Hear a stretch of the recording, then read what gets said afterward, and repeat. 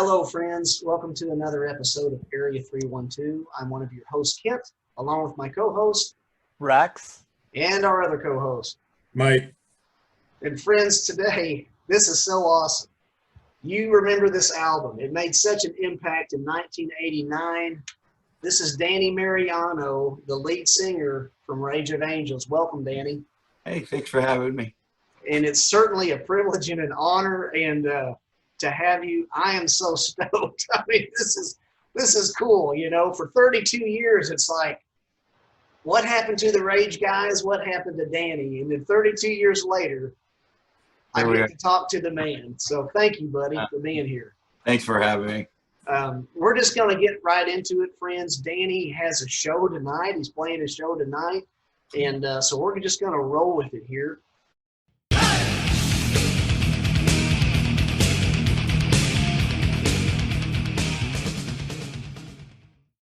Danny, if you don't mind, would you please tell us when you first began connecting with music?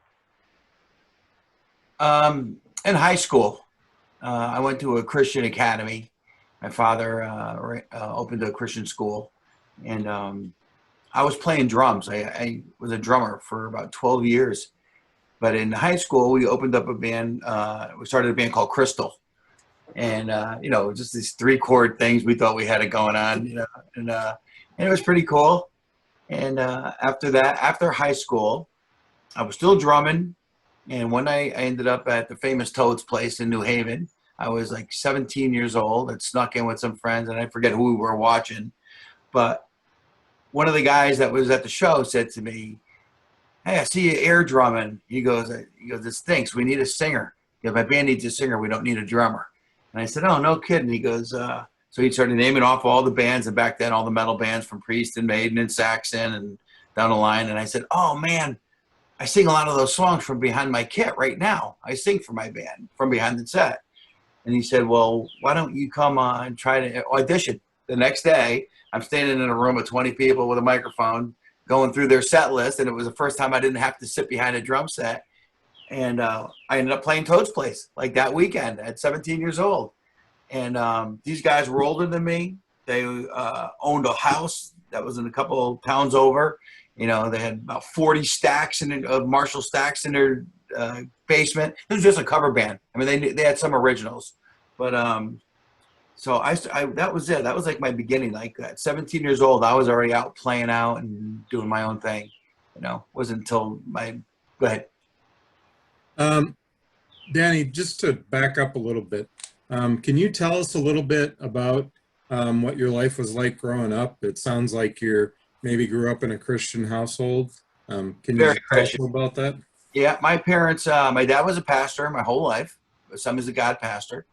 I went to Central Bible College out in Missouri, CBC, and that's where he met my mom. My mom was from Michigan, and they met singing with the Evangel Time Choir. So very religious upbringing. I come from a family of moving business and heavy haulers and truckers and do steel. And my father's family came over from Italy, and he had 11 in his family, and they couldn't understand why my dad didn't want to be a trucker like the rest of them. But he had a call of God on his life, and he became a minister. So I'm a trucker. I drive a cement mixer for a living. That's what I do. So it's kind of funny that I'm still in the business, but not in the family business. But my whole life was centered around church. When the doors were open, we were there. People, I've heard that the saying where the evangelists say, "I was drugged since I was little. I was drugged to church here. I was drugged to church there." So had an interesting, I wouldn't change it for the world. My wife and people that have come into my life who weren't Christian when they met me or had a spiritual idea never understood the life of a pastor's kid. So I understand pastors' kids very well and what they go through and the struggles. And even my children lost my mom at an early age. I lost my sister to a drunk driver. My father's been through, our family went through some pretty heavy trials and tribulations growing up.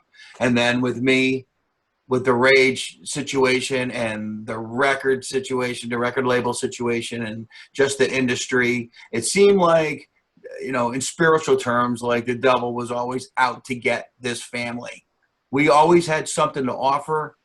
My father has done great things, and of course, under the name of the Lord. Of course, I'm not trying to pump him up, but my father was just a great, phenomenal man. Was the presbyter for New England, and he ran the camps here in Massachusetts under the Assemblies of God. My father just passed away in 2014, but had a church here for 50 years here in the city of Norwalk. He opened up another church in Guilford, Connecticut, where we grew up, where we first started. And he's traveled the world, and he was an amazing evangelist and has healed millions. And I just, through the power of the God. And so our family has seen it all, so, and it's funny because when you look at the grand scheme of things, this was just one small little part of my life. And you may have heard this on another podcast that I brought up, when I was doing my own thing in the world and just had my own worldly bands and living like the devil. And I couldn't get a record deal and I couldn't do things. My father was the one who kind of sat me down, and he goes, "Oh my Lord," he goes, "when I listen to your lyrics, my head wants to spin." He goes, "Where in the world are you writing all the stuff that you're writing? None of this pertains to you." Go ahead. So you had a period of time that you kind of rebelled against what you grew up in? Oh, Lord, yes. Oh, yeah. Can you tell us a little about that time? Yeah, sure. I was just, I was a young kid with a lot of angst. I mean, I went to a private Christian school that was run by my dad, which was super tough. The hair couldn't touch your collar, and you're wearing a shirt and tie every day to school. And I'll be honest with you, back then, man, I couldn't have a rock and roll record in my house. And not that my father, man, even when you talk to any of my friends, your father was the coolest. As a pastor, my father was so cool, just understanding, never judgmental, never, of course, preached Jesus all the time, but just was never judgmental. And but we lived, no, you didn't go to the movies, and I'm not trying to paint the Footloose picture, like there was no dancing, and but we didn't go to the prom, because there was dancing and there was no drinking. And of course, as we got older as children, they got more understanding and they got more lenient, and they understood we were kind of becoming our own. So it was kind of weird. I can remember, like yesterday, being in Christian Academy and coming home with my guys, just hanging out from guys from the academy, and and I said, "Hey, you got to hear something." And I thought I was going to play drums, and I said, "No, man, you got to hear me scream out this new thing." And Highway to Hell just came out by AC/DC, and I can remember like it was yesterday. I sat 5 of my buddies down on the couch. I go, "Listen to this," and I put that on, and I just started screaming Highway to Hell, and they're like, "Oh." They're like, "You're going to go places," and I was killing Bon Scott like all day long, and that was really the beginning of it. I mean, my life as a teenager, from smoking pot or drinking, I mean, I just went through all the garbage that every kid at the time was going through. It was mid-70s, I was in the Aerosmith.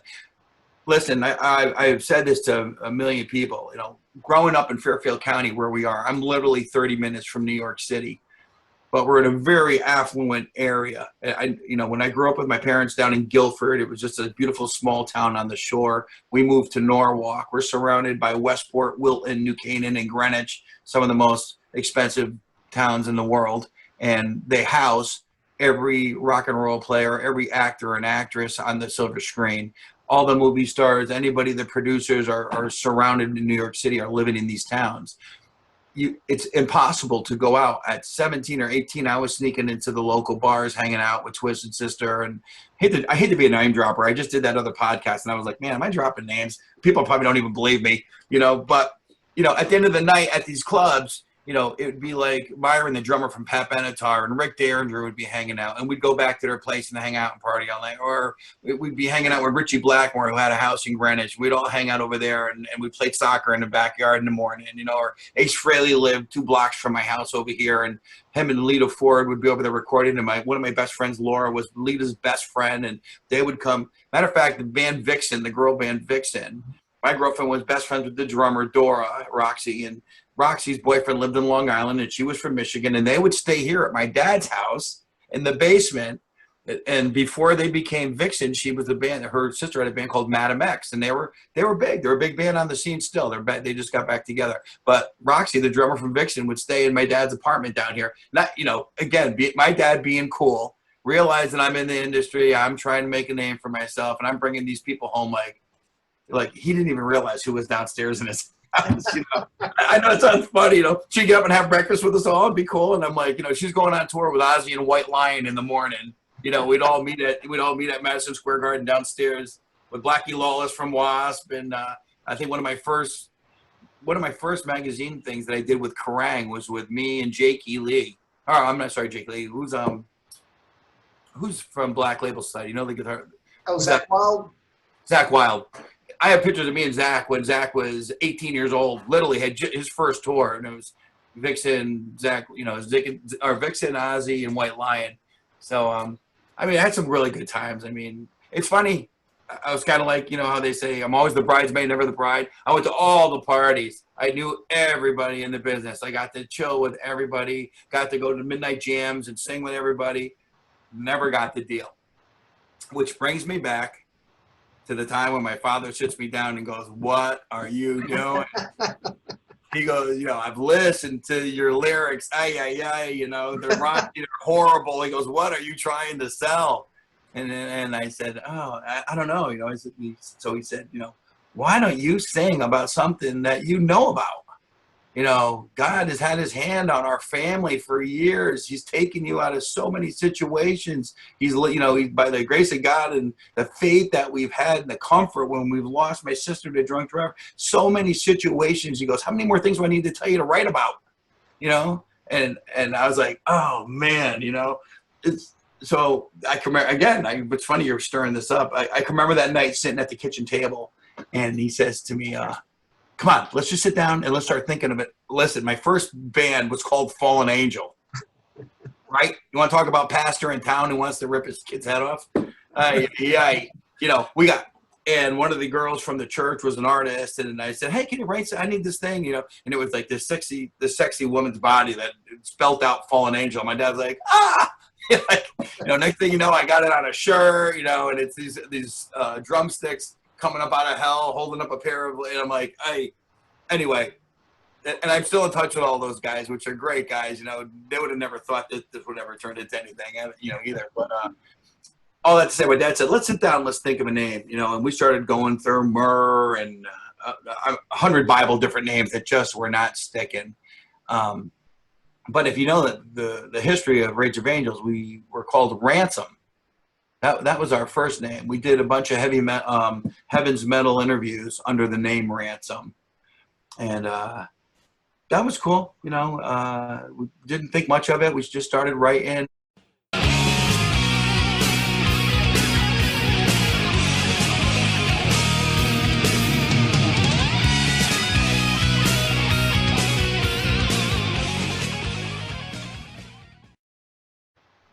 You mentioned something that begs the question, Rage of Angels. How did you all arrive at that name?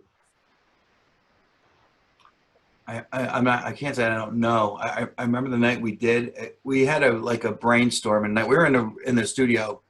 Well, let me skip back. In my dad's church, there was a guy by the name of Bob Felberg, and him and his kids, Scott and Bobby, and they ran a college radio station on the weekends, and they were already playing like Phil Keaggy, or Amy Grant and stuff that was already happening, just contemporary Christian music. And they knew I was in a band because I had long hair, and coming in on the weekends, I'd show up in church on Sunday with leather jacket, leather pants, long hair, like, "Hey, look, Dad, I made it." He'd always be like, "Any guests in the crowd today?" Like, don't stand up. So, but these guys would see me and they go, "Hey, what are you doing? Anything new?" And I said, "Yeah, man." I said, I just started writing some new Christian material. And I said, I grabbed this kid, and I'm just in my bedroom. I'm playing drums and singing. He's strumming. And I said, "Oh, let me hear it. What do you got?" And I had the first song I ever wrote was "Leave You or Forsake You." So you know, I said, all right, yeah, I'll just put it on a little tape and let you hear it. And sure enough, I brought it to church, and the guy's like, oh, I had no clue that this guy ran a radio station, you know? Oh, he's losing his mind. Oh, this is great stuff. There's nothing like this. You know, oh, it's got such attitude. And I said, oh, that's cool, you know, it's just what we're doing, you know? And little by little, after we had about 4 or 5, I think It's Not Late for Love and Reason to Rock, I think those first 3 were the first one. We actually went in and just recorded them on a 4-track. You know, we had a little task cam in my bedroom, and the guitar player threw the bass tracks down, and I did. Next thing I know, he's playing it on the radio on Sunday night. He goes, hey, dude, you got to hear this. He said, our switchboard's lighting up. What do you guys call yourself? You know, and that's when we started. Well, we're going to call ourselves Ransom, you know, and that went on for just a little bit until we realized, man, this is taking off. I need to get some other players, you know, some guys that can really play. And I've said it before, you know, I mentioned all those rock stars that live in the area and all these actors and actresses and all these big people, but the Christian scene in New England back then really was tough. I mean, there just was nothing. I mean, old New England style churches were old New England style churches. There wasn't breaking that mold. You know, we didn't really have, I mean, TBN, and I don't even know what channel that was on back then, so I don't even know if we got it. My father was onto the lot. He would fly out. I mean, we were friends with the Bakers and the Billy Graham. We were friends with the Grahams. I mean, so we went out to the PTL and would fly all over and meet a lot of people. And everything was always happening on the other side of the United States, but nothing was happening in our little corner, you know? So here I was again, trying to make something happen. And I really wasn't getting like major support other than from my family. My father thought it was, you know, the best thing since sliced bread. Like, but what do you do with this thing? You ever hear of Justin Spence? Yes, Judson Spence, yes. I remember back in the 80s hearing of him. Sure. Again, one night, and I'll bring the Bakers up. I don't know if it's a touchy subject or not, but the Baker's daughter took me and some other people. We grabbed their limo and went out one night, and we ended up at Judson Spence's house. And here I don't know this guy from anybody, you know, and I'm just getting into the music world, so I don't really know much about who's Christian music, who's not. And then I listened to Judson Spence, and I'm like, holy mackerel, this guy's like a Christian, George Michael, whatever, funky, he's got it usually. And that was the first time I was like introduced to like, man, this thing could really take off. Like, you know, there's room for us somewhere in here, you know. And all the way home, that was a blessing. All the way home, my dad's like, man, I'm glad you got to meet them. I'm glad you got to see another side of this, you know, because he already knew I was fraternizing and rubbing shoulders with everybody in the business. But it seemed like the Christian flair had no flair. You know, there was nothing pulling you over there going, oh, wow, look, this could be awesome, you know. So I think Judson Spence, Danny, I believe he was on Atlantic Records. I mean, oh, no kidding. I think his release was actually on which I knew he was a Christian, and I remember reading about him back in the day, back in the CCM magazine, you know, and but I think he actually had a mainstream contract, so that was cool. Good. Wow.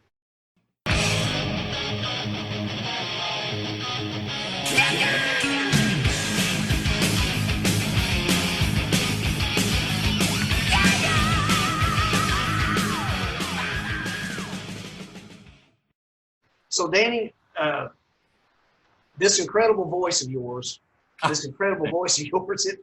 the range and the timbre. I mean, from what I'm gathering, you never really took singing lessons. It was just a natural God-given gift. When you're behind your drums playing and singing. Yeah, I took lessons for maybe about a year and a half. A guy named Nate Dickerson. He was the Chesterfield cigarette guy. Big African American guy, and I'd come in for rehearsal, you know, for vocal training, and he'd be smoking a cigarette and the whole time, just smoking. And he's your vocal coach? My vocal coach, right?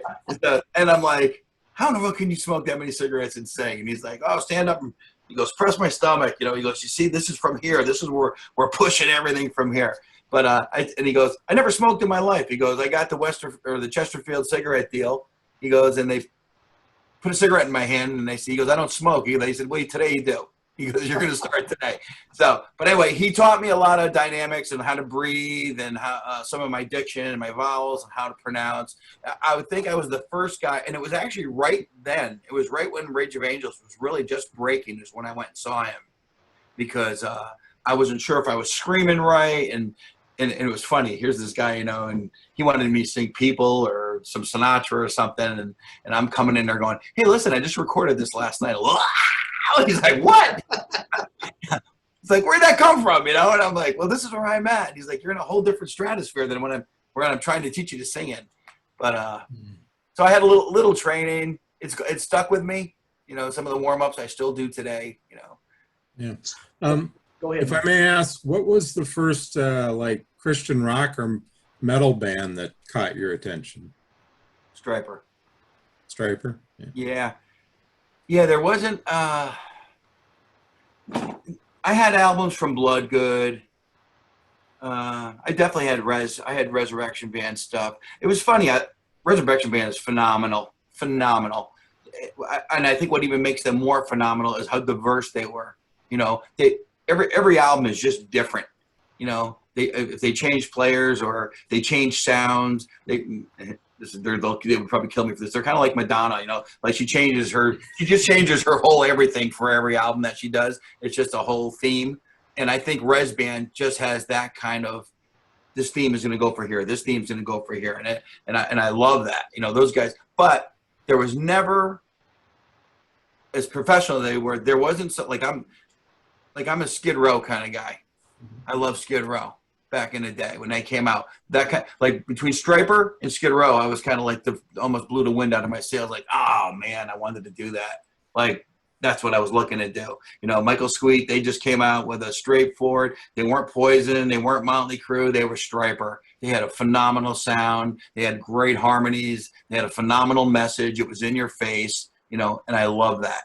And I was like, oh man, you know, and then a not so good. Proud moment of my life with the Pin Siren stuff. I know everybody's listening, and I've got phenomenal accolades. Again, you know, when you talk about the devil or you talk about evil spirits trying to just tear you down, boy, it's funny. I put out something like Pin Siren, and those are with my neighborhood buddies. I mean, the bass player and the drummer are still in my band Bad Boy today. I mean, I have a show with them tonight.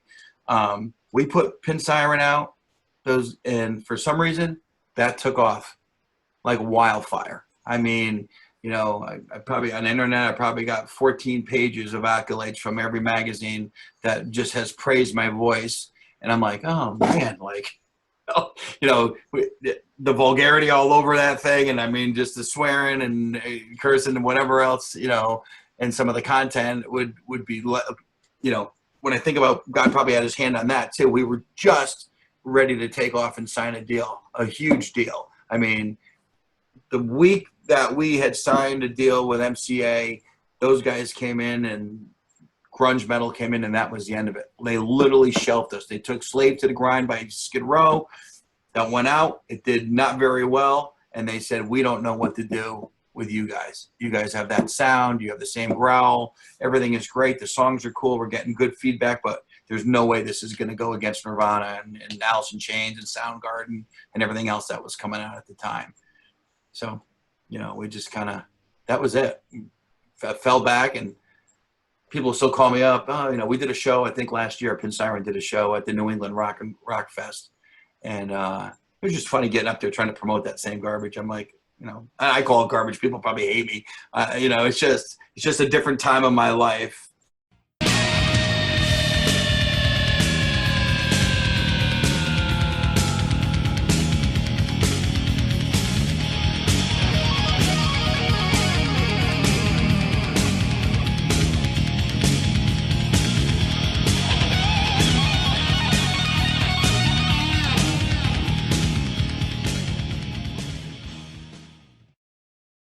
So Danny, Pin Siren, now, and you'll have to forgive me, I knew that you were in that band, and how I knew was because, you remember MySpace? Yeah. So I was on MySpace like everybody else, the precursor to Facebook, and I remember, you know, I had friended all the Christian bands that I could back then, and I remember seeing Pin Siren. Now, what was but I'm showing my ignorance. I knew you were in that band, but what was the tenure of that band, the years for Pin Siren? Oh boy, probably like 91 to 96. Okay. Yeah, but I was best friends with those three guys in that band all during Rage of Angels. They're from New York, but we ran in the same circle all through New York City. We ran the same club circuit. We all played together, and we're good friends. Yeah. So, well, do you think what's that? the reason why I was asking, aside from the history, because I'm interested in that, but you know, and I say this without judgment. I mean, I grew up in a Christian home, and you were describing your Assemblies of God, and I'm like, boy, that sure sounds a lot like the Baptist church, you know, no dancing, no, you know. Pretty close, yeah. You know, and so anyway, and I say this without judgment. I mean, I was in a Christian rock band for a while, and for lack of a better term, Christian rock. It was, you know, there was a period of time where a different season of my life had some experiences and whatnot, and you know, I attended the University of Hard Knocks for a while. You know what I'm saying? Sure. Doing some things that I shouldn't be doing, and Sure. I can see in retrospect where the Good Shepherd had that crook, and out of love, in order to deliver me from destruction, you know, in various ways, he yanked me back. And Yeah, sure. was that kind of the Pin Siren experience? Is that what you're trying to say? You had a great time, but maybe it wasn't where you should have been in life, or? Yeah, I think God had his hand on me and kind of steered me away from a situation that could have just been worse. I mean, the way that the record companies and everything, I said, like, you know, with the grunge metal coming in and just squashed everything from big hair metal to 80s metal. That was just done, you know. And boy, talk about depleting everything when you're really sitting there and you're like, wow, I got nothing. I mean, nothing. That's a whole nother animal that we never even thought would come around and change music the way it was going to change music, you know. But again, in the long run, I think that was God and just having his hand on me and not letting me continue down that road. I mean, at that time, I'll be honest with you, like after Rage of Angels, after the and boy, you know, I thought about this after the last interview too. You know, I don't hate any of the guys that were in the labels or whatever, you know. When I look at that in retrospect now, and I'm an adult and I can see how businesses run, and it stinks that it's a business. I mean, that's the worst part. It's just a business, you know. Here and again, boy, not putting my faith in my dad, really putting my faith in God, but listening to my father, going, this is where you should be, and boy, God will never let you down. Christianity is what you should be preaching on that stage, and you know, give the kids that need it, you know, your energy and blah and all this kind of stuff, and then you go and you probably read a million magazine or articles that were just blasted. People from Word Records and everybody else who came out. You know, we had these A&R guys that would come out and just live like the devil, thinking they were gonna, and then they would turn around and go, "No, you guys aren't Christian enough for us. You know, this isn't gonna happen. Like, we like you, but you know, there's still some rough edges that need to be worked out. You know, and it wasn't like we really were. I got to be honest with you. My guys weren't trying to put on a show. We didn't put on a show for anybody. We were just us.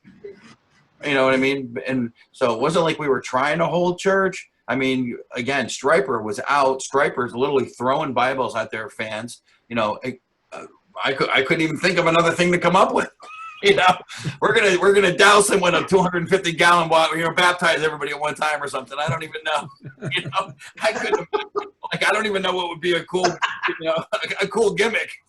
So, have a big baptismal pool behind the Rage stage, you know. And I pull the cord, everybody, you know, that's going to be it. So it was kind of tough, man. You know, I went through some real tough times after Rage of Angels. And I think one of your questions was that, like, how do you feel about the labeling of Christian music? I have a little more tough time with it. I mean, people are people. People come in on different levels, different looks, different way you dress, you know. I've always been like this because I've had those other guys in my band back in the day of Rage, and I wasn't judgmental and I wasn't finger pointing back then. I think when I bring up these other labels, I think I was disappointed because I thought as a Christian, I may have been handled a little different or looked at a little different, or maybe sat with a little longer to go, oh, these guys are on, these guys aren't playing around. This isn't a gimmick. They're not going to try to, to hurt the name of Christianity, or hurt the name of the God, or whatever the case is. I mean, we wouldn't have put all that money and took all that time trying to put an album that was going to glorify the Lord to turn around and then just destroy it by our actions or by anything else that was going on. But we just were not good enough for anybody. One of the guys that I love, I'm totally brain spacing here. Who's the bass player from Korn? Oh, Brian Head Welch. Brian Head Welch. Love him, man. I love him. I mean, I love Korn too, but here's a guy who can just get to a whole nother group of people. He could just open up the eyes of those people to a whole different world of Christianity and the Bible and the love of God that nobody will ever get to. That's just how it is.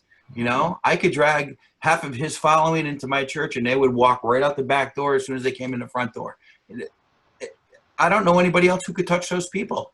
Right. So, so then what? So Brian Welch or Head Welch comes out and he puts out a new album or whatever. And, God forbid he puts 3 or 4 secular songs on there about love or whatever. And then the rest of the thing is about God, and then, well, he's not really Christian. He's just doing it for the money. You know what I mean? I mean, that drives me insane. So. Oh yeah. Well, I mean, think about it though. I mean, you have Song of Solomon in the Bible and nowhere is the Lord's name mentioned in that, but love is from God. And even, genuine love between, and I'm choosing my words carefully, genuine love between man and woman, that is of God and from God. Absolutely. And so, it doesn't all have to say the Lord's name every other line.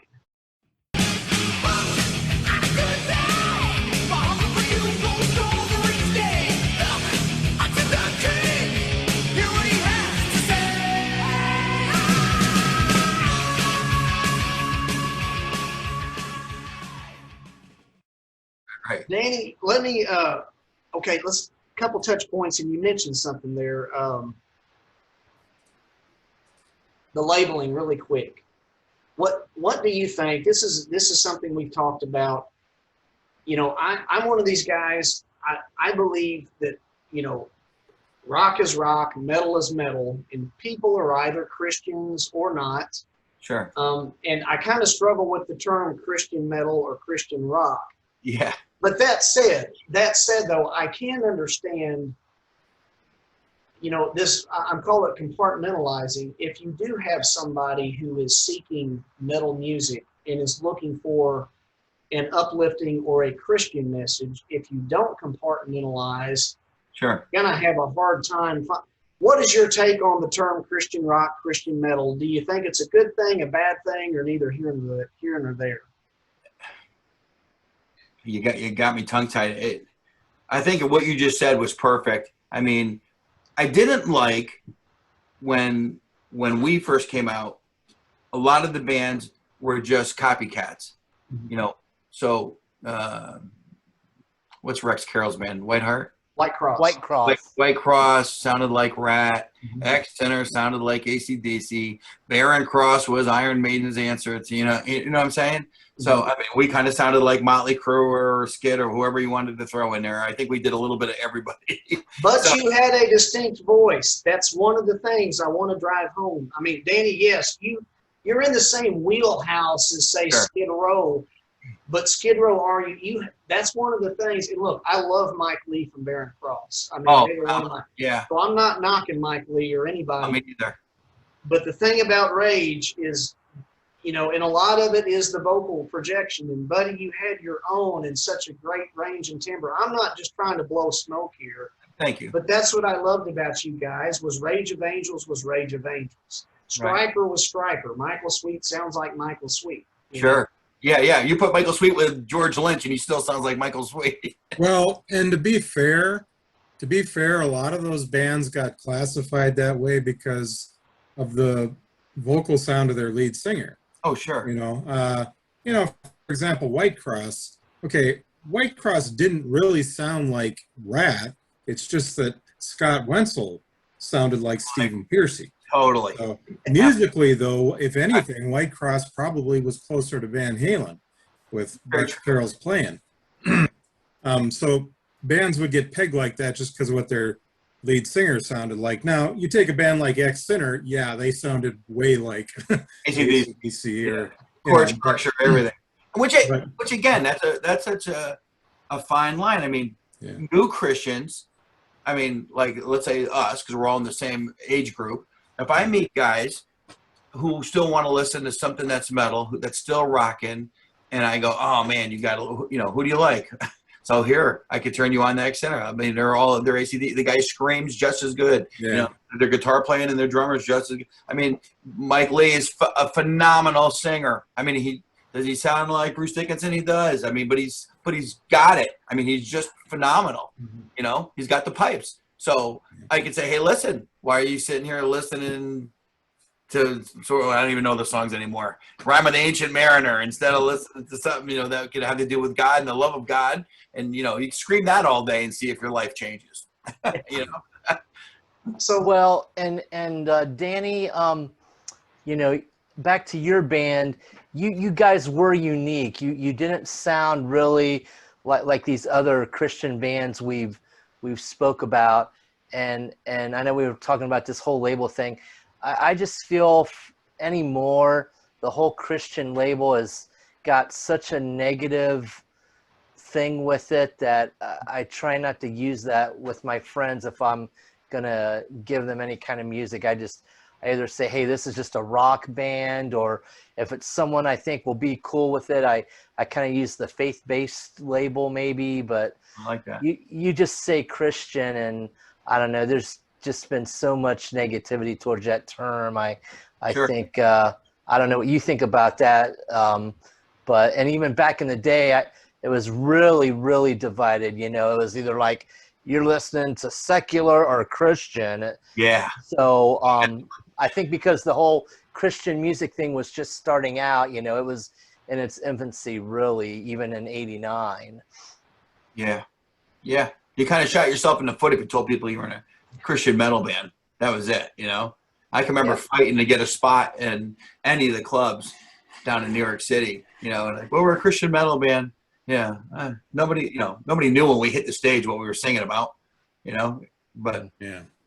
Now, Danny, if we could, I'd like to, because we've kind of been talking about a lot of stuff here, but we really haven't necessarily provided the context to connect the dots. Okay. So could you tell us a little bit about how Rage of Angels came together, kind of how you created that great album, and then how it kind of ended so quickly as it did? Just kind of walk us through that a little bit. Okay, so so I told you how my dad and I sat down and I kind of had a little plan to do something and tried to started penning Leave You or Forsake You, but I didn't have anybody to play in the band other than my secular friends. And my father had stopped at a local rent-a-center, and the family that owns it knew my dad and said, hey, Pastor Mariano, how are you? And their son was sitting behind the counter noodling on his guitar. And my dad said, hey, you like playing guitar? He said, yeah, he just graduated and his first year off, and I can't get him to go out and do anything. He's working here with the family. And my dad said, my son's looking for a guitar player. And she said, oh, he's going to go. He's going to come over. Just give him your address. So he's going to show up. And, and without even, she wanted him out of the office and out of her hair. And Greg Kurtzman actually showed up at my house and said, hey, Dad said we're looking for a guitar player. And I said, all right, we'll sit down. He was just this little skinny kid, I think he was 18 or 19 years old. And I started humming some bars to him of stuff I was looking. Oh, man, he just picked it up in a minute. He was a huge Randy Rhoads freak. I mean, he just pulled off Randy Rhoads like it was nothing. And I was like, wow.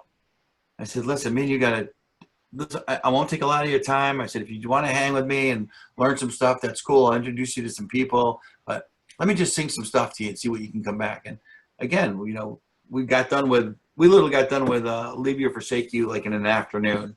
We just sat down. I played drums. I sang along. I penned it as I sang it. And then we went right into Reason to Rock was the second song. And that was phenomenal. I mean, we just knocked that out.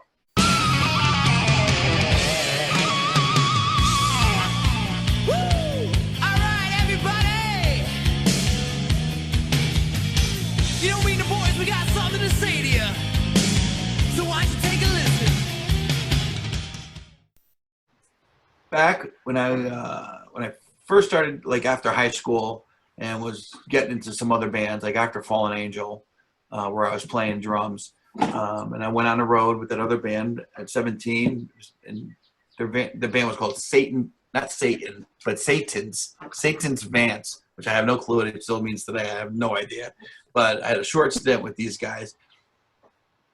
I got a call from Frankie DiCostanzo, guitar player from Rage, and said, "Hey, would you be, you want to do something?" He goes, "I have a little band that's jamming, and I need you to play a battle of the bands with us." He said, "I heard you're a singer. I'm older than these guys." And I said, yeah, I'll come down. And I ended up singing, and we won the battle of the bands. And they were like, "Oh, this is great. We should have a band." Our drummer was from Brooklyn at the time, and the kid would have to drive down for rehearsals. It was crazy, when you think about how much money and time you put into things. We started a band called Havoc, and Havoc was playing out on the circuit, had 3 or 4 originals, and doing our own thing as far as cover stuff, just metal.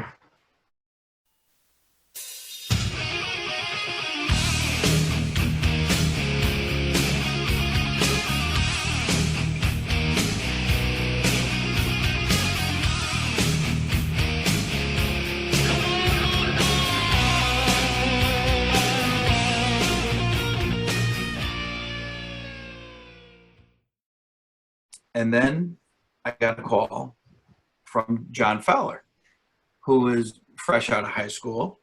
He had just won the drum off at his high school. And Paul Nelson, who is now Johnny Winter's guitar player. Johnny Winter just passed away, but he is running the estate, and he's been playing with him for the last few years.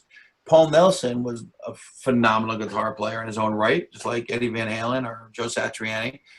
He said, "Hey, did Fowler call you? We're looking for a singer. We know you're playing with Havoc. We have something different. We want you to check it out." I went down and I listened to them. Dale Clifford was the bass player. That band was called Sweet Cheater. Oh, man. This 4-piece was through the roof. I said, I got to be part of this. I left Havoc, and I joined Sweet Cheater. And Sweet Cheater had a really good run, probably for a good couple years. Played all the local nightclubs in New York City and Connecticut and tri-state area. And at the end of that, Paul Nelson got picked up with a metal band called Liege Lord. And I don't know if you've ever seen those guys. They were on Metal Blade Records. They really made a big name for themselves. And they're actually just went on another world tour just a couple months ago. They're doing some new stuff. I'm going to try to skip ahead, go back just for a second. Nelson joins this band, Liege Lord. The singer, his name is Andy Michaud. When I was in Fallen Angel, right out of high school, and playing drums, Andy Michaud was my lead singer. Before I started singing, he was our lead singer. So all of us so far have been kind of connected with each other. When Paul Nelson left for Liege Lord, that's when I started Rage of Angels. Me and Greg Kurtzman write Reason to Rock. We write It's Not Late for Love and Leave You or Forsake You. And when I go to find players, I'm like, we got to record immediately. He's like, I know nobody. He said, I'm glad you called me. I said, you know what? Fowler, what are you doing? DiCostanzo, what are you doing? Dale Clifford, you guys want to come down and jam? And they were like, oh, yeah, let's get together. So we got together. I showed them the first 3 songs, and they were like, what are you doing? I said, this is a Christian thing. It's a Christian band, and I first kind of felt, listen, you guys just be players. You don't have, and I'm sorry, I just did it again. I did this on the last interview. Dale Clifford did not come right away. I had another guy, John Maselli. John Maselli was our first bass player, just a really good friend from the area. Still plays, still stops by the house. Matter of fact, I saw him twice this week. And the day that we got a record deal with Rage of Angels, we got into the lawyer's office, and we all signed. And John Maselli said, "I don't want to be any part of this." He goes, "I don't want to I want a record deal. He said, I like playing. I don't, and he goes, I don't want the business side of this. It's almost like he knew something that we didn't. And he jumped out, and Dale Glefford stepped in.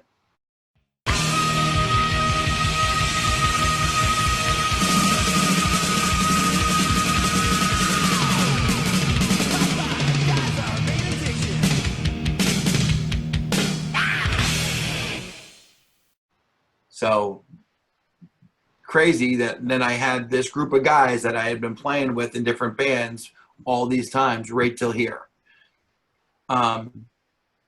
Things went awesome. We were like a brotherhood. We were all friends. We all knew everybody in the area as far as the music scene.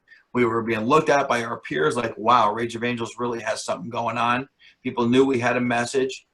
No, we weren't squeaky clean. We didn't preach to be. You know, we didn't go out there and say we were squeaky clean.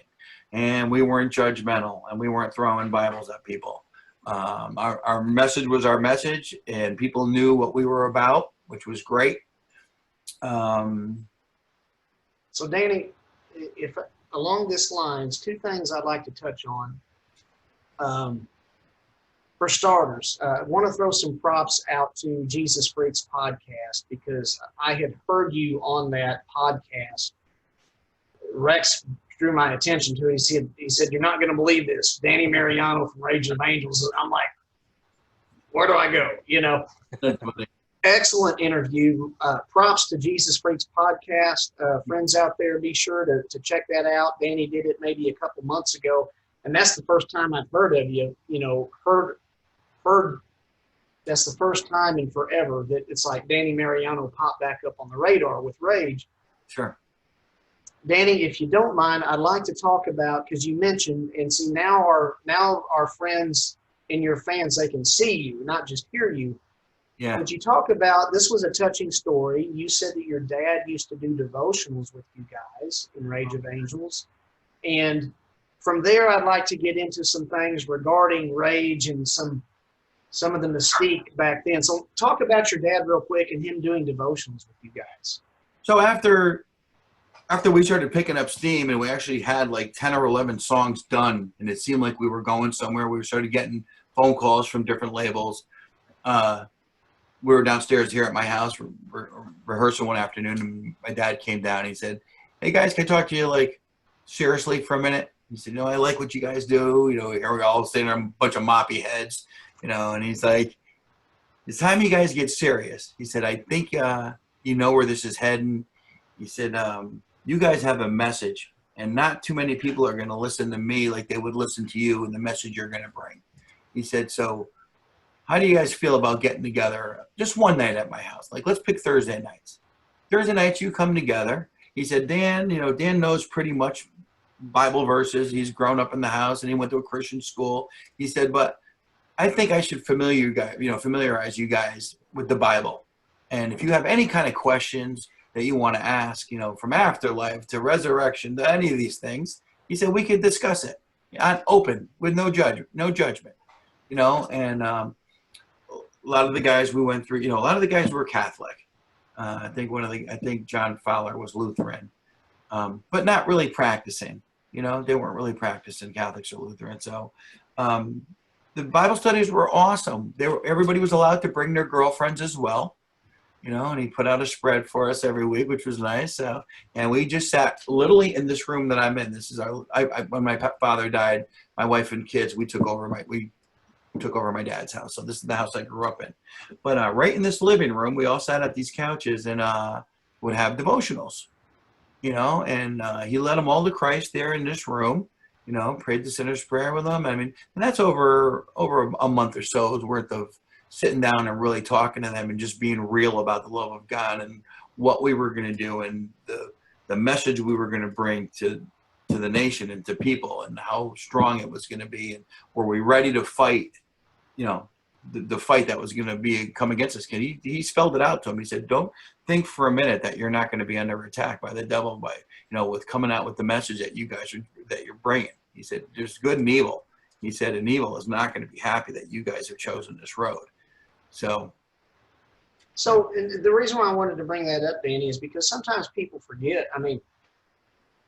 I mean, you guys are musicians. You guys aren't,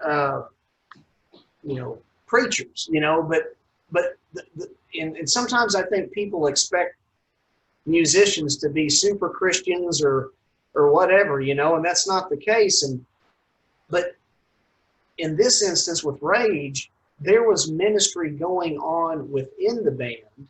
Oh yeah. Via your dad, and it's not always about ministry taking place from the band outward. Sometimes it's inward, happenings, and like you talking about your dad, right? And that's so cool. I mean, right there in your living room, at one point in time, the Rage crew was in there, and your dad was talking to you guys, and so then this brings me to this point. Now, Danny, back of course, back in '89 in the early '90s, way before the age of social media, all that we had was word of mouth or magazine articles about a band, and things may or may not be accurate or correct. And to me, my interpretation regarding Rage, there was a bit of mystery and confusion and maybe misinformation surrounding the band. And I read or heard everything from they've already broken up from the time the album was released, or things such as they never were a Christian band. And I think we just addressed the latter regarding your dad and ministry going on there. With regard to Rage of Angels performing live, Danny, did you guys ever perform live after the album dropped? Yeah, we played the Ritz in New York City. Somebody's watching! I think we did a show with Barron Cross in the Bronx, and maybe a few private parties. I think we did a show at the local YMCA in New Canaan, they had a big stage, and we did something out there too. Okay, so y'all were still active after the album dropped then? Yeah. For a brief time. I think as I remember, and I brought this up. So the guys in Steelheart, the band that John and Frankie ran to, those are our best friends. I mean, when I say best friends, I mean best buddies. We grew up with them. That's John's. Chris Rizzola was Frankie's guitar teacher, even though we're all the same age. Me and Mike Mativich, still best friends. Small world. I married my wife. I have no clue that she lived next door to him growing up. So, my wife met me at a show. I said, "Do you like music?" She's like, "Oh yeah, my best friend's Mike Mativich." I'm like, "Mike Mativich is my best friend." Small world. But these guys were that close to us. So, just best buddies. And here we were, they had set us up for, and I brought this up last time, I can't remember if it was the Jesus People USA or whatever the outdoor festival was that they were sent us to in Chicago. Cornerstone. So we were set up to go there, and our trucks were loaded, and Steelheart at the time was called Red Alert, and Red Alert had just fired their drummer, and they had a showcase going on with MCA Records at our studios. And in the week before that they fired him, they said, "Please, could we just take Fowler, Johnny, and use him for our showcase?" And we said, "Yeah, that's fine." And we joked, "Don't be stealing Fowler." No, he's not, And of course, John at the time, Steelheart was phenomenal. Mike's a great singer. I mean, everybody in that band was great. They had awesome songs. I mean, it stunk because we were right literally in the next room. It was our studio room, and theirs was next to us, and we both owned those rooms. So every time we went to the studio every day, Steelheart was already there working on their material. And they'd always say, "Yeah, we got a part of your song in ours." I said, "I got a part of yours too." Because it was just bleeding through the walls. Yeah. But all that to say, we helped them paint their stage. We got their lights set up. They used part of our lighting that I think I said on the last, but we were borrowing Queensryche light stage, their trusses and their lights from that tour to bring with us. And just weird. I mean, they had their showcase, and MCA signed them on the spot, and they weren't coming out of that. They weren't coming out of their room. and we're all sitting there, and we're all sitting on the back of our trucks, because we had to reload the truck, so we're waiting for them to open up so we could put everything back in the trucks. And no, they weren't coming out. A good few hours. I think it was 1 o'clock in the morning. They all came out kind of sketchy, like, "Hey, don't be mad."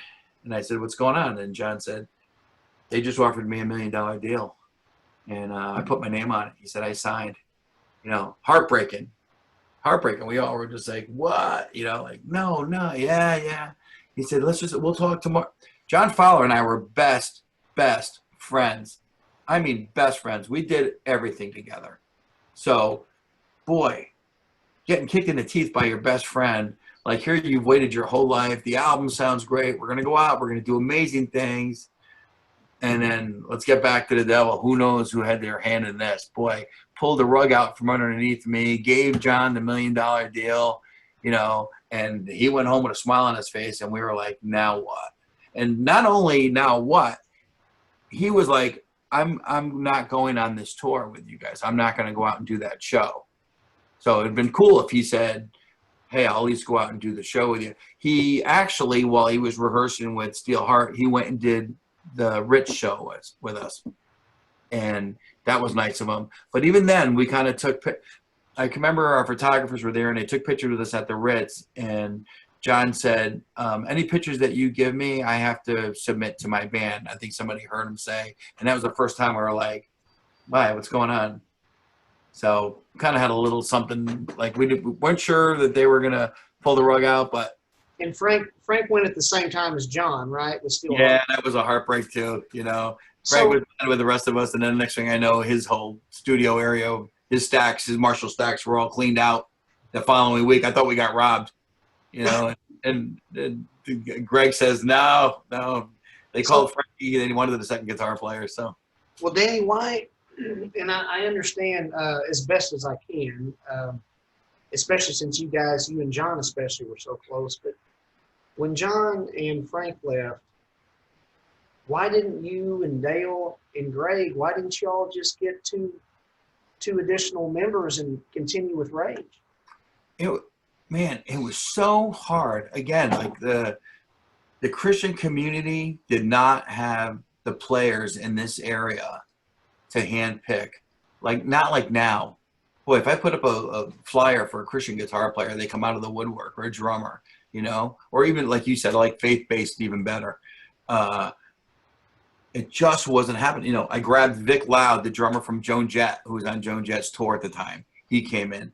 Chris St. James, which was the drummer or a guitar player for Pin Siren, who wrote half of the Pin Siren stuff. He came in instead and took Frank DiCostanzo's place. Now I just imagine everything we went through from Bible studies, the year of recording, these guys being on board with where we were headed with this Christian band. And now I got Joan Jett's drummer. I got Chris St. James, who has nothing to do with God or Christianity. And I got these two guys now just playing the part. And they're kind of the cog in the wheel because they're kind of getting a free pass because I need somebody to play the part. And I can't really come down on them if I hear them using foul language, if they're out smoking during the show. Because back then, all this stuff was looked upon and frowned upon heavily.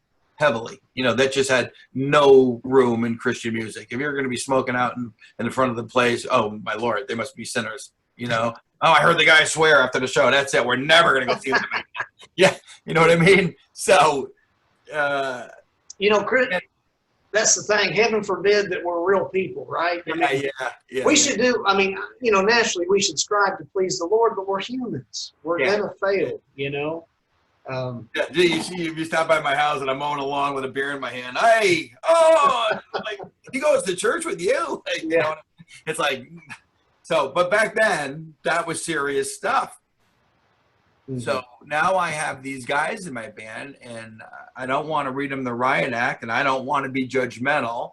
And how do you pile like a year of what we've learned and where we're headed into these two guys, and I don't even know if they're going to be the perfect fit. I know they're the perfect fit for right now. We actually went out and did a show. You remember the metal band Leatherwolf? Yeah. Yes. Yeah, we did a show with Leatherwolf. It was kind of like our last show, like our first and last show. We got together with these guys and tried to pull it together to see if we could really make something fly. And we did that show with Leatherwolf. And after that, I was like, no, that's just didn't have the same effect, you know, the same sound. You know, Vic Loud didn't learn all of John's parts exactly the way John played them. And again, remember, I'm a drummer. So me and Fowler were best friends. So we came from Sweet Cheater, where me and him would sit in the studio together, just doing drum riffs, playing for hours. I'd set up my kit against his kit, and we just battle back and forth. So we had a bond, you know. So like, I have nothing with this guy, you know. I'd sit there and I go, oh man, give me a fill, give me a drum, give me a riff, you know, give me a rough or anything, nothing, you know, double bass right here. No, it just wasn't the same, you know. And Yeah. so Danny? Yeah. Tell us a little bit then about your relationship with Regency Records. That's, of course, they put out the album that you did do. Did they want more from you guys? What happened there? I don't even know anybody there. I don't know one person. I don't have a contact number. I was never reached out to any of them. We went into the studios in Connecticut. I think we were in the studio, I'm going to guesstimate, probably about, we blocked it out, I want to say for 2 months. You know, we had about a week worth of drums, a week worth of guitars, 2 weeks for vocals and background vocals, and then we had an extra week for a bass, and then we had overdubs, and then we had about a month worth of mix, and our Rex New York ran out of money, plain and simple. I mean, I can remember the call, and he was like, we're up around $50,000. And he said, I can't go any farther. And he said, so I'm going to do a rough mix. I want you guys to tell me, you know, write down exactly what you're looking for in the mix, and let's see how it comes out. And I said, okay. So while that week transpired, it was Doug Mann, you know, who owned REX. Doug sent me probably like 5 or 6 different demo tapes, from Man of War to all these different Keel and everybody else who had different mixes done by this one guy. And I was like, oh no, that's garbage. I said, oh no, you're not even close, you know. And I said, I think I sent back my demo tape. I go, just listen to this demo tape. You hear where the echo is, you hear how deep the bass drums are, you hear what we got in here. This is what we're looking for. I want this, you know. And then he sent us a mix, and it was just horrible. I mean, bass drum or snare drum sounded like a cardboard box. I mean, for the time and the money that we had spent in the studio up here doing it, it just was not panning out. So that's when I got the call, and he said, hey, listen, not for nothing, I have sold you guys to Regency Records. And he said, they're going to pick up the ball. They're going to distribute this for us. They're going to finish up anything that you have to do. He said, do you remember the guy from Kansas? I said, yeah, vaguely, you know. And he said, well, him and his brother are phenomenal, and they're really big in the Christian industry, and they're going to pick up. They've already listened to your album. We played all the tracks for them. They're really digging it. I gave them all of your notes. That was on there. I said, okay, cool. We had a ballad called Go On Forever, which is now Go On Forever, because they scanned it in California going through the airport and just wiped the tracks out. So Go On Forever is Go On Forever. I think I want to say I have the rough track of Go On Forever right from the studio that we did. The beginning of It's Not Late for Love had like this 3-minute guitar virtuoso behind these wicked keyboards of Greg just going off. And then it opened up with and me do this major scream. They took all that out. Yeah, it's just gone. But at that point, we couldn't fight them. We wanted it done. They, you know, nobody from Regency. I didn't get a call from John or Dino going, hey man, listen, you know, I'm listening to your vocals here, and you know, you want more echo? Do you want to do this? You know, do you want to put a double here? Do you want how your background vocals? You know, so that was it. I mean, literally, they came in, they did what they wanted to do, and that was the end of it. We never got. Like I said, I didn't get a phone call from Regency. I don't have a phone number on them. Nothing. So this is the John and Dino production. That is their mix. Their name is not on that album anywhere, because I believe the J cards were already printed and everything was done by Rex way before. You know, they didn't have foresight that was going to come down the road, so they just didn't put them in it. But that's the bottom line. Danny, if I can interject here, Kent. Okay, I gotta ask, do you still believe in love? That is my favorite song, and that is just in general, that song kicks butt. Oh, Can you give me any insight or I mean, the guitar solos in that are just phenomenal. Did you write the song yourself? I wrote the song. I slept on it. It didn't go. It's funny. I remember showing up at Greg's house early in the morning. The band was there. We were doing some writing, and I said, I just slept on this song. Go and then Greg goes, how about and I go, yeah, okay, I can go with that, you know, because he always, like I said, he had this Randy Rhoads thing about him. And I was like, so yeah, I went through a breakup with somebody who was a Christian. She was an awesome girl, part of the church, and you know, relationships are relationships. People write about them all the time. She started becoming this ugly person at heart, and I knew her to be a loving Christian, godly woman, and I thought that she was becoming this person because of the breakup, and she was trying to become somebody who she wasn't. And I sat down and penned that song about that situation.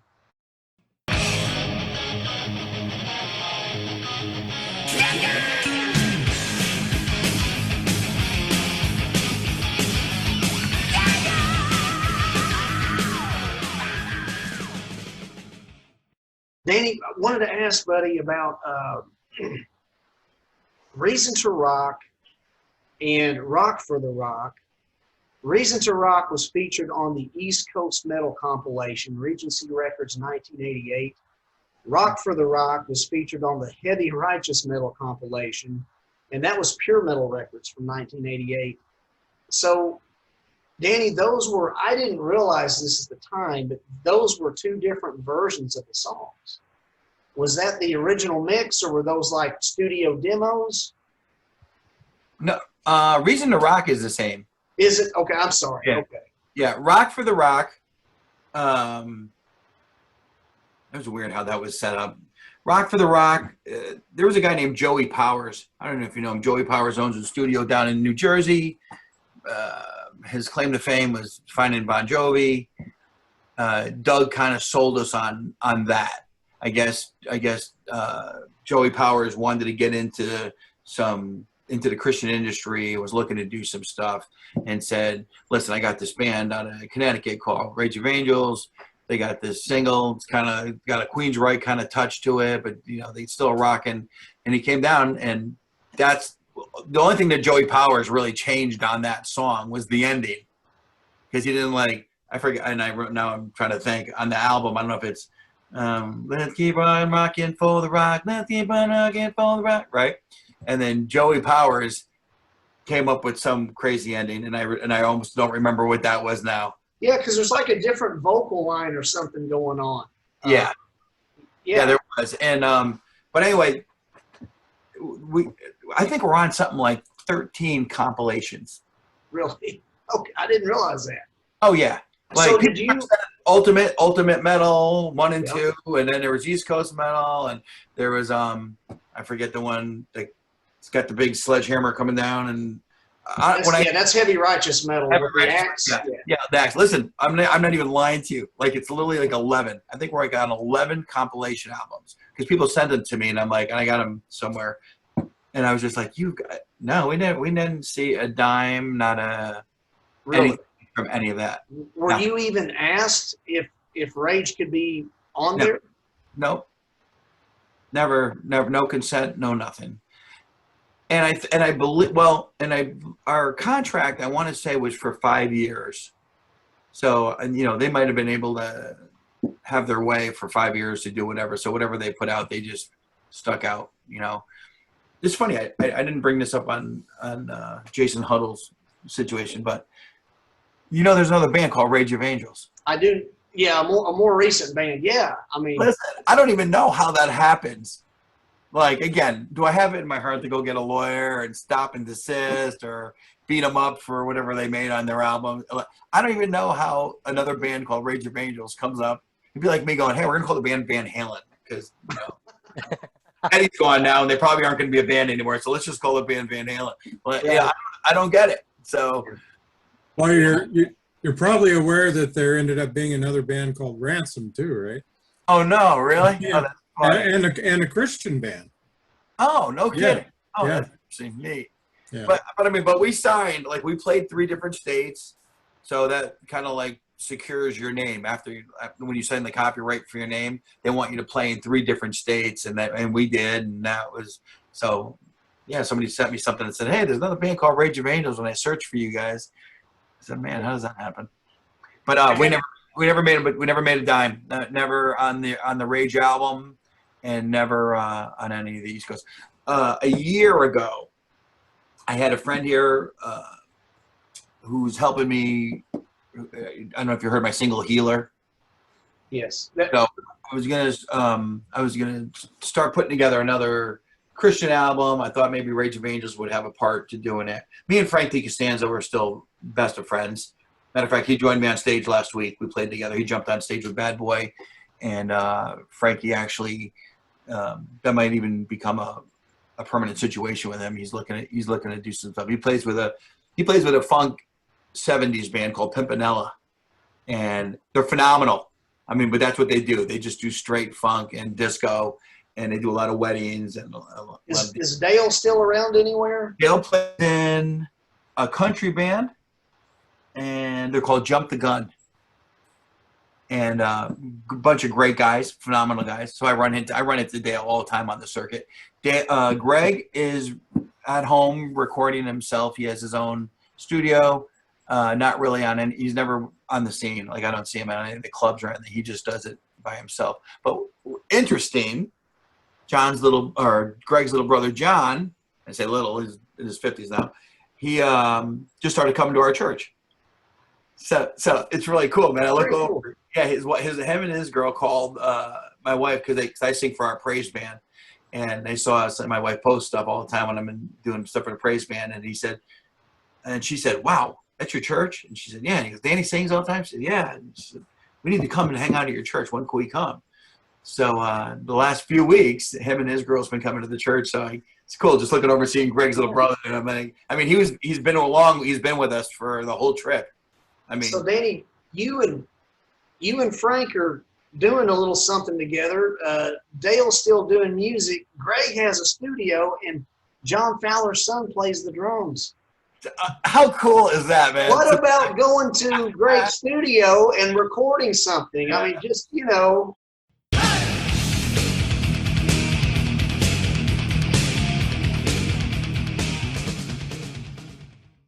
Well, and I'd like to say too, I was listening to Healer the other day, and that is really good.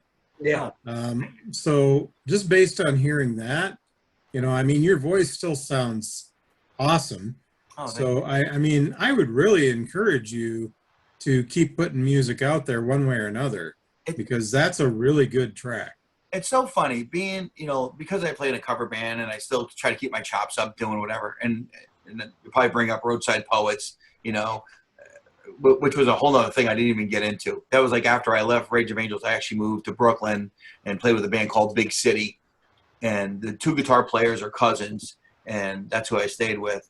And now here we are 30 years later, and we had a CD out, which was pretty decent back in the day.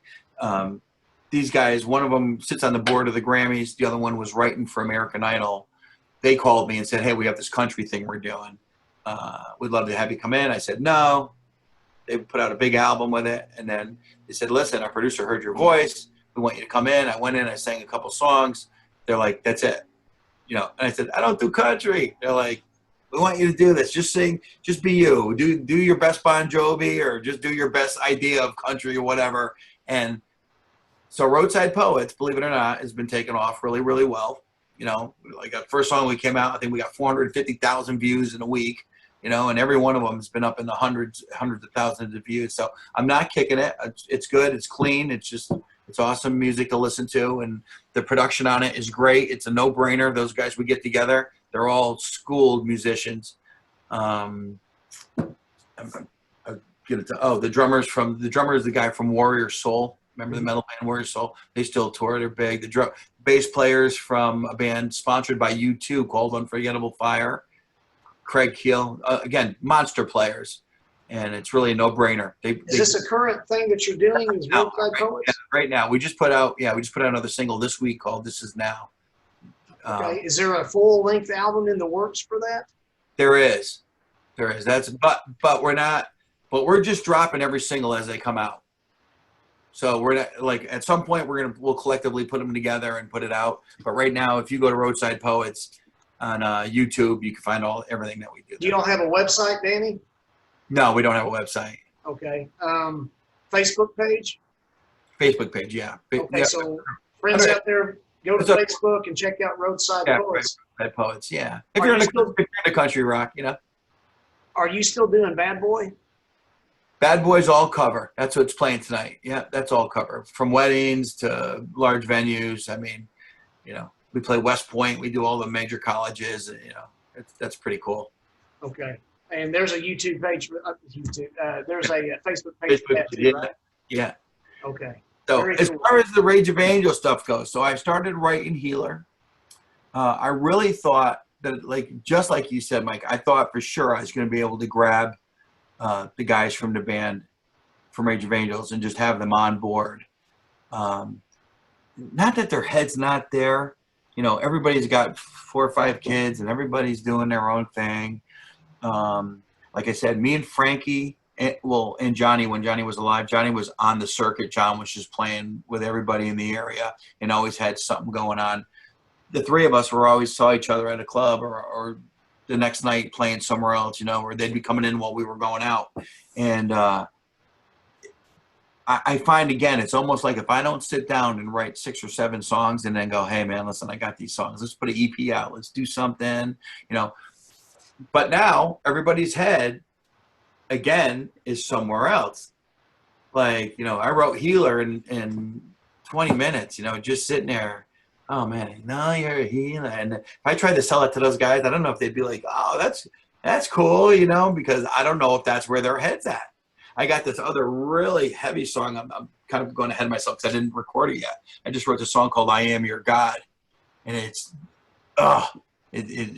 heavy, and it's I am your God. I mean, it's almost like 9 Inch Nails meets Alice in Chains. It's like really sick. And I got, because Bad Boy plays everything and I'm still out there full force. But when it comes to writing, like, this is where I'm at, and again, I wish I had just a bunch of guys I can hand pick and go, listen, this is what I got. Can you just follow me and, wait till the final, you'll be happy with it, So, Danny, you mentioned a little bit ago about, your song that got, what was it called? Gone Forever? Gone Forever, yeah. And it got Gone Forever. And you're talking about another little intro version from another song. Are there any unreleased tracks at all, or quality demos, or decent live recordings from Rage of Angels? Yeah, we have one demo tape that has 3 or 4 songs on it.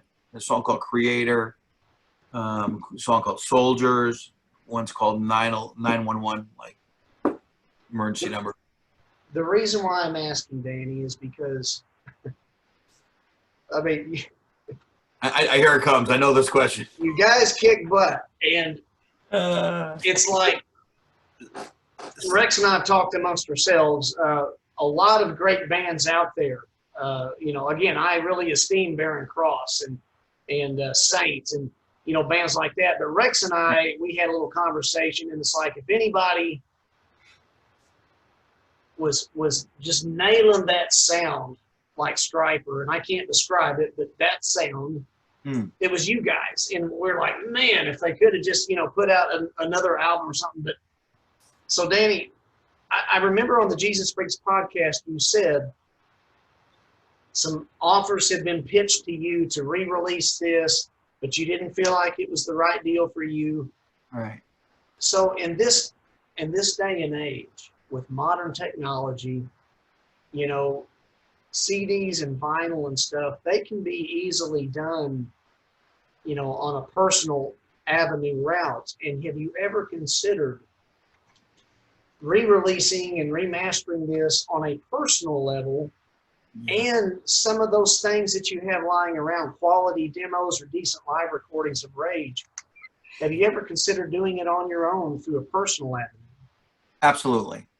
I probably got 4 or 5 offers a year, you know, and some guys are relentless, and God bless them. I really, you know, I really got nothing against them. They're just, you know, they're saying everything that you're saying to me, you know, and they see it. And I had such a bad taste in my mouth from the industry as far as money goes, you know. And again, I hate it. I hate, you know, when you bring up God or you bring up church and you bring up money and then you talk about money, you know. That's why people think about people the first time you bring them to church, and then 5 minutes in, they're, let's take an offering. They're like, we're out, you know. Well, this is like it. When there's money to be had, people jump all over it. And I'm not going to lie. I'll tell you something that's very personal, because as much as I see Frankie DiCostanzo, you know, those guys don't get the same offers I get because I'm the singer. So people will reach out to me. Well, somebody reached out to Frankie this year and said, hey, you know, we want to give you guys $1,000 if we can rebid. And Frankie called me going, wow, hey, I just got this offer from this guy for $1,000. And then I go, you're nuts. I've been getting phone calls and emails for the last 10 years that I don't jump on. So Frank said, okay, well, what can we do? Why don't we just put it out ourselves? Yeah. Okay, this gets touchy here. So I say to Frank, okay, let's say we put it out. It's on the internet right now. People are probably selling it for $40 or $50 an album. If I put extra stuff and make it a classic, and we make it red or blue or green or whatever color we want to press vinyl or CDs, okay, so now we're going to sell. I bet we could probably sell 1,000 with I have 5,000 friends on Facebook, and you got friends through Steelheart, right? So we sell 1,000 at $40 each. How do we break up our cut? This is just between friends. So I say, what do you think I should give you? You only wrote on one song. We're back to business. If I'm going to put money out and I'm going to make money that I didn't even make back then, how do I turn around now and then justify giving you what do I give you? Yeah, you had a plain mechanical royalty, but then you left us for Steelheart. I'm not bitter. But you chose to jump out of our contract and go. So now what do I do? If I make 40 grand, do I give you $5,000 out of that? You're going to hate me as a friend, but I don't, you understand? We're back to business. So Greg, he's my right-hand man. He wrote everything with me. So I would split with Greg anything that I made. So I hate when, and I'll be honest with you, probably 99.9% of the reason that I don't do this is because it brings money and it brings bad blood as soon as money comes into the situation. And when I get guys calling me and going, listen, we'll give you $5,000 right now. I'll sign it. And I'm like, I'm not an idiot. I'm in the business. You know, if you sell 500 at $40 or $50 that people want, like, you're killing me. Like, you know what I mean? Mm-hmm. I've researched it. It's $1,400 for me to press and release these and have them made up to make 1,000. You know. So you're really, Danny, putting friendship above money. It sounds like. Yeah, I just think it would burn bridges. I don't want people to have an awful taste in their mouth just because I decided to go make a little bit of coin for myself, and then you know I'm. Not that I don't see the Christian. I know what you're going to look at as the fan part of this doesn't get. You know, and who knows? I don't want to put the cart before the horse. Like I said, I've been seeing Frankie a lot. Maybe Frank and I will work out some kind of differences and come to some kind of agreement. And if I could come up with a number that would be satisfying to him, where I didn't feel guilty about. I mean, he put his blood, sweat, and tears in that album just as well. You know, he just didn't write it. And I joked with him. I said, hey, call Mike from Steelheart and say you want to re-release the first Steelheart album and ask him what do you think you should get, because he didn't have any part of writing it. You know, and Mike from Steelheart is Steelheart. And I hate that part of the business. I just hate that part. You know, it's fun when 4 of us, go ahead, Mike. You saying something? Just a quick question then. Do you have exclusive rights to this? I would say me and Greg have exclusive rights to our own. Okay. Yeah, I would have to go through Greg, and since this is all came up, I've already been on the phone with him. We talked in depth a month ago about exactly what was going on. Because he laughed. I go, have you ever? Listen, I haven't spoken to him in so long, and I had to ask him the same question you just asked me. Did you ever receive anything from Rage? He's like, I never got a dime. I said, okay, just so we're on the same page, because I don't, I would never snowball you. If I made something, I'd call you up and go, wow, I just got X, Y, and Z. Yeah, I just didn't know if some company out there had rights to it. And No. Okay. I think if they did, they would have went after the new Rage of Angels that came out and had shut that down before they ever came out. Like I said, after 5 years, our whole contract became null and void and everything. Regency, however they got my information, this goes back probably 15 or 20 years ago, they sent me all the reel-to-reels. That's what I received from Regency. So you actually have the masters yourself. That was one of my questions. Not anymore. Well, what happened to them? Yeah, what happened to them? They were in a storage space and it burnt to the ground. Oh, no. Danny, come on, man. So now you could have what? remastered from that. I mean, you could have done something. Now what? Can't make it up. What? So I have the demo tapes, and most people, literally, because I'm best friends with John Kibble from Kibble Records. I mean, most people that go out and redistribute, they just take their CDs and they have them remastered, the best they can. I mean, that's all, and so I could do that, but it's heartbreaking. Listen, when I got that phone call, it was twice. I can remember that day of me taking stuff out of our garage and me moving all the Rage stuff into my studio. And I said, man, I got too much stuff here. And my dad said, put it in storage. The guy's coming today. And then you can get it when you want it. You'll look back at it 20 years from now. And then we got the call and said, hey, the storage space burnt down. And I went, oh, no. All the other bands that I have our reel-to-reels in my studio at home here on the wall. I should have just put Rage stuff on the wall and left it. It had all of, inside that box, had all the layout of our tracks, of our tracking. Who's on what track, who played what we did. And you're killing me, man. Yeah, trust me, it kills me too.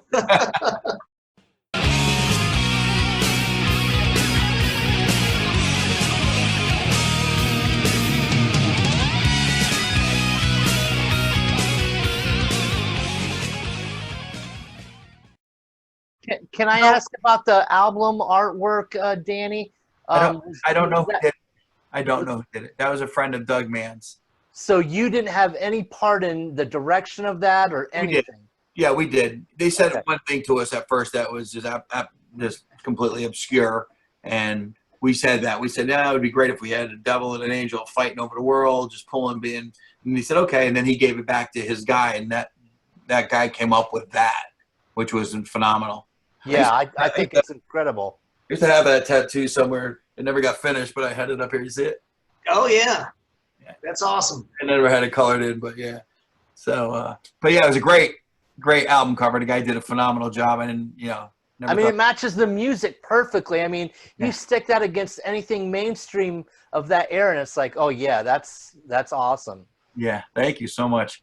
I wouldn't know who the guy was. I don't even know his name, to be honest with you. They kept us really when they ran out of money, they kind of like just took us off the back burner, or put us on the back burner, I should say. And then they just ran with everything else that was going on. And we were kind of in the dark, Danny could, to a lesser extent. Now, I feel like I'm a little bit of an underprivileged kid, and it's because of you, because I don't have a Rage of Angels t-shirt.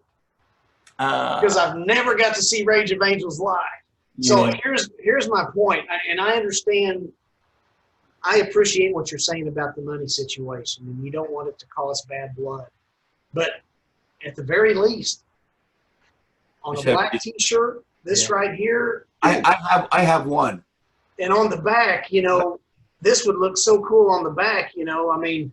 Yeah. Danny, can you would you even consider, and I mean, this is all your guys' image, and this is, a four-way cut between between you and the remaining members. Absolutely. Could you even do some T-shirts for us? Yeah, you know what? That's funny because I never thought about that, but absolutely. My friend owns a T-shirt house, but I could do a four-way cut on that easily. I mean, that's just merchandise, and that's using everybody. I'm in, Danny. Sign me up for a T-shirt. All right, love it. Yeah, you know what? I'll get on that. I will. I'll get on that. Well, please drop us a line when you do, because I'm Absolutely. Where, Danny, whenever you do, or if you choose to do that, where would one even go to? To our Rage of Angels Facebook site.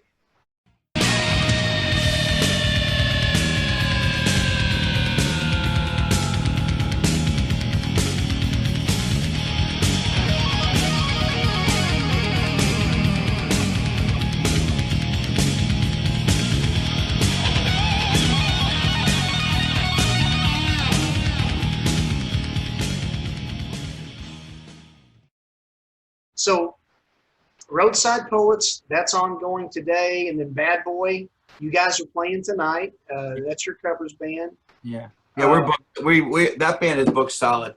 Like, we literally play almost every weekend. Wonderful. Yeah, that's been going for 12 years solid. Very cool. Guys, I have one other question to ask Danny, and then I've been through my notes. Is there anything else that you guys would like to ask him before we start winding it down? Nope. So you said, how long were you in the studio total, Danny? Did you say 2 months? I think it was about 2 months, 2 month total. Yeah. Because it was about 3 weeks of mixing and just going through it. Everybody had about a week of their own. I mean, it took a long time to get John's drums dialed in and mixed right. And so, I mean, we never just sat and played. We had the drums. We did all the drums, which took all week, for every song and for overdubs and for everything. Okay. Yeah. What was the official tenure, Danny, for Rage? When would you say it officially began and then the official end? Oh, wow. I never thought of that. I don't know. Maybe like 84. Probably started in probably like 1984. Yeah, and then it ended right there, right in 1989, right when it came out. Okay. I want to share this real quick, and then I'll get to that last little question. But I mentioned MySpace earlier, and back then I reached out to as many Christian metal bands as I could, and Rage of Angels was, had a presence, and so I was friends. I'm guessing that was you guys, and not an imposter. I don't know, but John Fowler actually reached out to me. Oh, wow. When he saw that I liked Rage of Angels, I got a friend request from him back then, and I certainly knew who John was, and I was ecstatic to receive that. And I don't really remember our specific exchanges other than John just really being nice and down to earth. And Danny, I can't help but think that might have been not long before he passed. But John was a loving guy. Man, anybody who ran into John, a sweetheart of a guy. I'll give you the shirt off his back. Funny, intelligent, but just a loving guy. Loved the drums, man. Loved anything to do with percussion and music. And when I say smart, like I used to laugh because go over to his parents' house. As soon as you walked in, his father would like, diamonds are a girl's best friend, and then John would scream out whoever's ever in the movie and whatever year it was released. But that's how smart he was. He just had that kind of knowledge coming out of him. It's probably useless knowledge, but it was just, he always had that kind of knowledge. And when it came to from Buddy Guy or Weckl or any kind of drummer, you could just bring up anything and he was just all about it.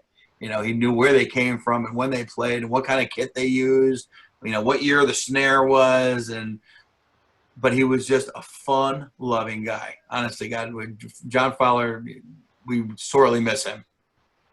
And that's what I wanted to do, was just make sure to reserve a space to remember John. I know that he passed March the 21st of 2008, and I just remember him being just super friendly and just very down to earth when we were messaging. So Yeah, he had a heart attack like 2 weeks before, and people, it was funny, John's been with a bunch of different other bands and stuff, but people called me on that morning, and I can remember laying in bed getting that phone call, and they said, "Hey, John just had a heart attack." I said, "No, is he alive?"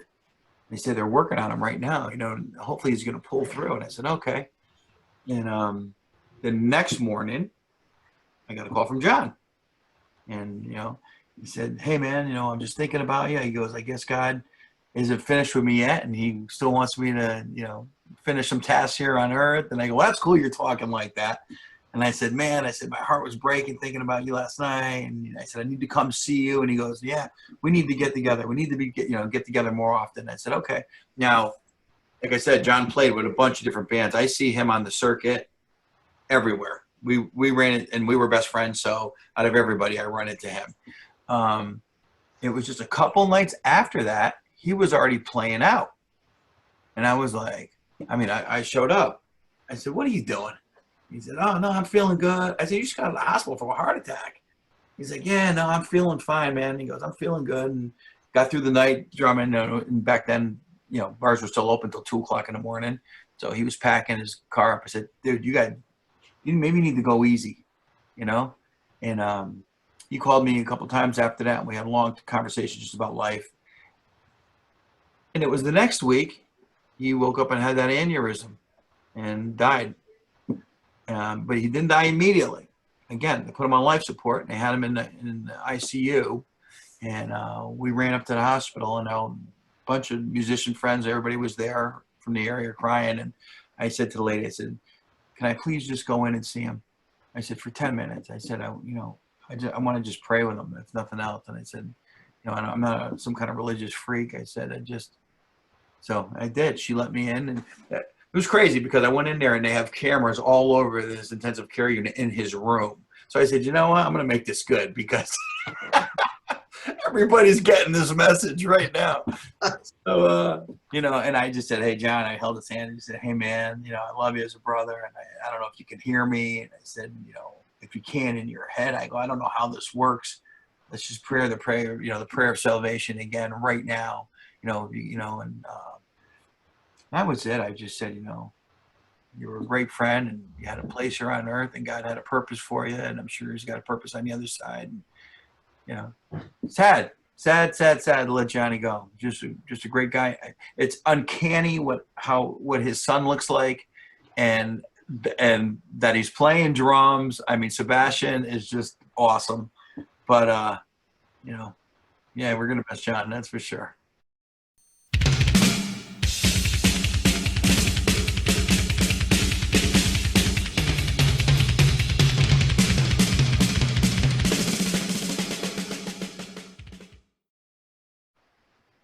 Danny, we're about to close it out. Really quick, I have to say this. Back in '89, like I said, I bought your cassette first before the disc, but I had a little Mustang and popped that cassette in all the time. Rage of Angels was all the rage for me. But I had a then girlfriend in high school, and I remember popping your cassette in, and she goes, "Who is this?" And I said, "This is Rage of Angels. They're a Christian metal band." And she goes, "Christians don't sing like that." And I'm like, what? And so, I don't know what, how do Christians sing? But needless to say, she was a then girlfriend, got rid of her shortly after that. It's like, all right, if it's your Rage of Angels, here's how it's going to be. So yeah, I love it. Danny, if you could make one brief statement to your fans out there who will be listening and viewing, to leave a lasting impression with them, what would you wish to tell them? To hold on to your faith. Your faith in God means everything. I have been through a bunch of trials and tribulations in my life, and without a faith in God and something solid to hold on to, I don't think I would ever gotten through. I preach it to my kids. I also tell them to know your worth. A faith and a trust in God helps that, lets you know your worth. Music is music. Music is a phenomenal outlet. You know, we always say that what you put in is what you're going to see, what's going to come out. I mean, if you walk around screaming highway to hell or some of this other stuff that's going on every single day of your life, that's what's going to come out of you. You know, find a good Christian band that you can enjoy singing about. I mean, we go back and you ask me about Stryper, man. I love Stryper. I love their songs because they're out front. Sometimes I wrote Healer, and sometimes when I'm sitting and writing, I'm like, I wish something would come to me that would be so upfront and bold. You know, I have no problem putting that out. I just love guys who do that. But just hold on to your faith. Be strong. You know, rely on God. You know, He's there for all of us. He's not going to ever let you down. And you don't know until you don't try. You know, people are so afraid to try God, or because, you know, religion or spiritual things, or it's going to cost me money. I mean, you know, that's other people always think religion and money go hand in hand, but you know, God could be your friend, and He could be somebody who pulls you through any situation that you have in life. And right now, you know, we've got so many things going on where you got to sit back and go, thank God there's a God. Thank God there's somebody I can talk to besides my wife, my husband, whoever you got going on, who your special places. I mean, God will talk to you. You just need to open up and ask Him. You know. Very cool. Yeah, I don't think God ever needs cash for anything. No. Danny, it's been a privilege and a pleasure, and thank you so much. Thanks for blessing us today. Thank you. Thank you guys for having me. I And appreciate it. Mike, do you have scripture closeout with us today? Yeah, I just want to close out with a scripture that's an ode to the first song on the album. Oh, awesome. Deuteronomy 31:6. Be strong and courageous. Do not be afraid or terrified because of them. For the Lord your God goes with you. He will never leave you or forsake you. Oh, amen. That's awesome. That's awesome, man. So, Where's to live by? Right there. Honestly. guys, we're just going to sign off and thank our viewers. And again, Danny, it's been an honor and a privilege. I'll sign off, but if you don't mind, Danny, stick around for one moment after we sign. You got it. Thank you, everybody, for watching out there. Thanks again, Danny. Thank you, guys. Thank you, everybody out Thank there. you. Appreciate it.